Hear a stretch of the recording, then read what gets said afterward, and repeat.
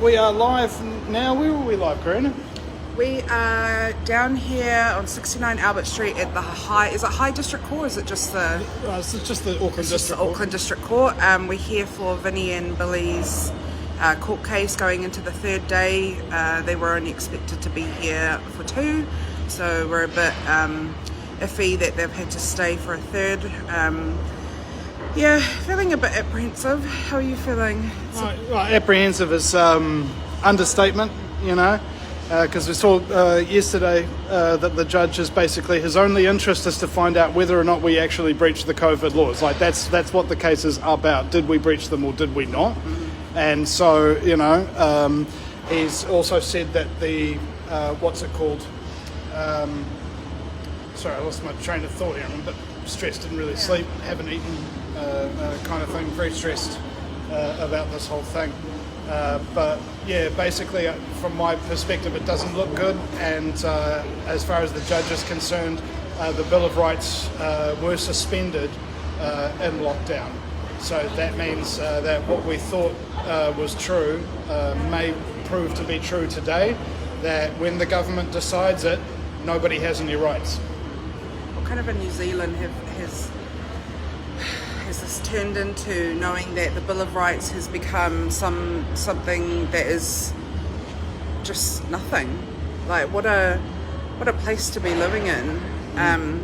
What was it like yesterday sitting and listening to Billy speak? And I heard, unfortunately, obviously I wasn't there, I was driving back from Wellington, but hearing Billy speak got a few people quite emotional, to be honest.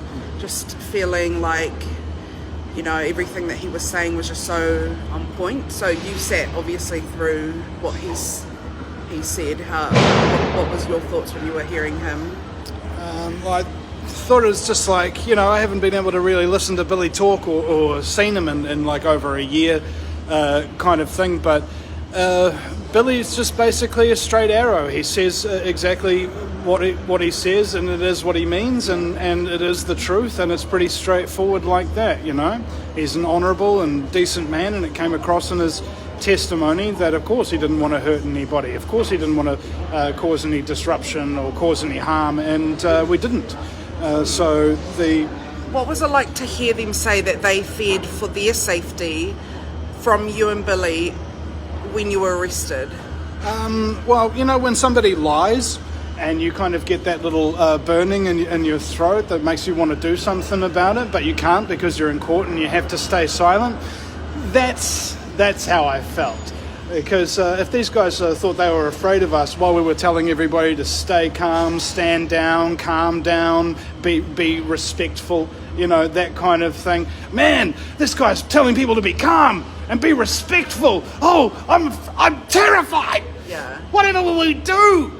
Yeah. Just absolute BS. And the face that Luke Curran, the arresting, or the guy who gave us the notice, kind of thing. His face is always kind of like when we ask him a question where he's obviously lying. He goes like, I simply don't recall. He does a Jacinda.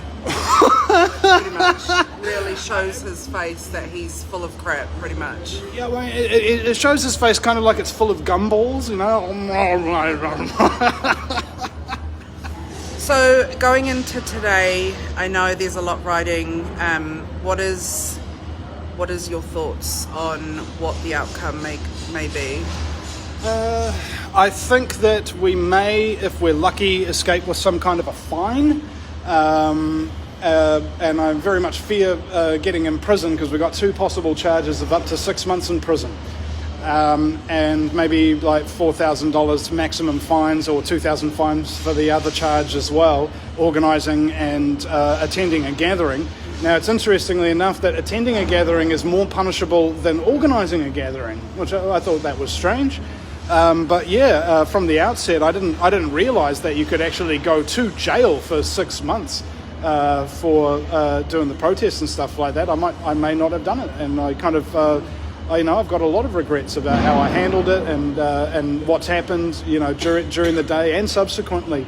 That kind of thing. I ain't going to be breaching lockdown again, man. It's too harsh on me. It's too harsh on my family. And yeah, man. It's been a stressful time. And now I have to go back in there for the third day in a row, getting in rush hour traffic and coming out. It's like having a job, but except you pay to go to your job. Yeah. No. Well, I think Billy's just arrived, so we'll have a chat with him as well before you guys go in. But we're here. We'll update people as we go through the day. So we'll be there sitting in court, and I'll take some notes as I can and take it all in. Yeah. Well, I just want to also thank you as well as all the other people like Sue and Kiwi who've been here doing the coverage and stuff like that. All our supporters who have turned up in the courtroom, Badger and so many others for turning up to support us. My family's been calling me very supportive and that kind of thing. So, you know, we're not doing this alone. No. That makes it so much better. But it still doesn't make it good, you know. So this is what happens when you stand up for the rights of people. This is what happens when you give voice to the voiceless. This is what happens when you have the ability and you take responsibility. You get punished and you get traumatized and you get hurt, but other people who see that show up to support you.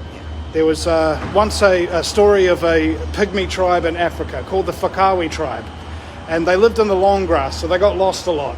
And every now and again, one pygmy would get up on the shoulders of the other and declare, "Where the fuck are we?" And the story goes deeper, though. One time, two of the pygmies were lost in the long grass by themselves, and they hear the roar of a lion nearby. And their tribe was nearby too. And so they made a gamble to jump up on the shoulders of the other and declare their intention, "Where the fuck are we?" And it was just a question of whether the lion or their tribes people would meet them first. And I'm glad to say that our tribes people have shown up, and the lions have been kept at bay, at least until now. Yeah. Thank you guys. Sure. And anybody wants to see the documentary that we made, the day Democracy Died, go to vinnyeastwood.com and click on the Day Democracy Died banner, so you can actually see the little doco that we made of that day, and so you can get a bit more context of the situation. Thank you, Karina. Oh, thank you. Thanks, Vinny. Best of luck.